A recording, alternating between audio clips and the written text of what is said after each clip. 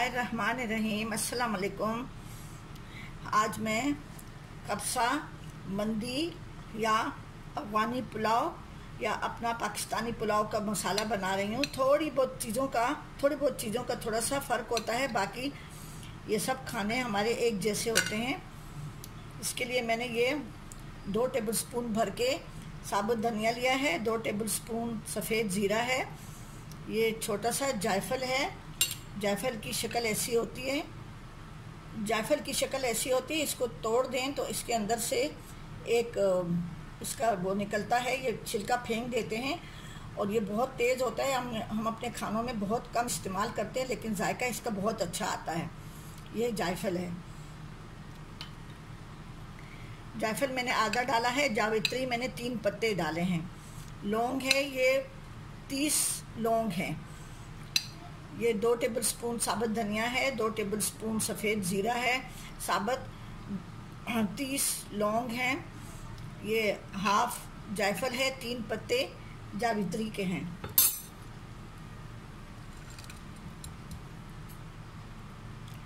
ये 4 स्टिक्स दालचीनी के हैं, लेकिन छोटे छोटे हैं, तो ये हैं 4 स्टिक है, 1 इंच का टुकड़ा है। ये 7 तेज़ पत्ते हैं, ये 20 इलायची है, सफ़ेद इलायची है, और ये 6-7 जो है ना, ये बड़ी इलायची है। और ये 1 टेबलस्पून भर के ये काली मिर्च पाउडर है, काली मिर्च साबुत काली मिर्च है, पाउडर नहीं है। इसको पाउडर बनाएंगे हम लोग। मैं मसालों को रोस्ट नहीं करती। आप अगर इनको हल्का सा पकाएंगे तो मतलब थोड़ा सा हल्का सा रोस्ट करेंगे तो ये जल्दी पिस जाते हैं। तो चूँकि मेरे बिल्कुल फ्रिज से निकाले हुए हैं तो बिल्कुल वो है, सही है। इसलिए हम लोग मैं इस पुलाव में हम लोग बिल्कुल सौंफ नहीं डालते और ना बादियान डालते हैं। एक ख़ास पुलाव होता है जिसमें हम सौंफ भी डालते हैं और बादियान भी डालते हैं। ये ओरिजिनल मसाला है। इसमें अगर ये पिस जाए तो इसमें अपनी मर्ज़ी से मैं थोड़ी सी लाल मिर्च और हल्दी मिलाऊंगी। ठीक है, अभी इसको मैं पीस रही हूँ। थोड़े मसाले मैंने डाल दिए हैं। ये साबुत धनिया जा रहा है और ये तेज़ पत्ते ही मैं बाद में तोड़ के डालूंगी। जावित्री है, ये जायफल है और ये लौंग है।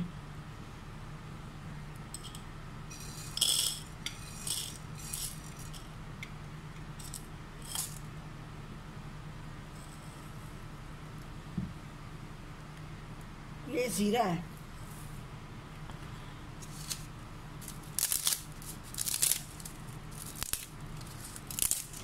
इसको तोड़ के बस मैं बाद में ये जब पिस जाएगा थोड़ी देर बाद ये मैं डाल दूंगी।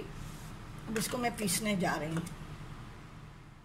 अब ये मसाला बन गया है। ये आप मंदी में भी डाल सकते हैं, कब्सा में भी डाल सकते हैं, और पिशावरी पुलाव या अपने घर का पुलाव बनाएं उसमें भी डाल सकते हैं। सिर्फ फ़र्क यह होता है, पकाने का सिर्फ फ़र्क होता है कि थोड़ा बहुत जैसे कब्सा और मंदी में चिकन को रोस्ट किया जाता है, तो इसीलिए जो है ना चिकन को थोड़ा सा पका के फिर उसको ये थोड़ा सा मसाला लगा के रोस्ट करते हैं। और हमारे अपने पुलाव में ना हम लोग एज इट इज़ गोश्त को इसी में मसाले में गलाते हैं और फिर इसको इस पर चावल डाल देते हैं, और इतना फ़र्क नहीं है।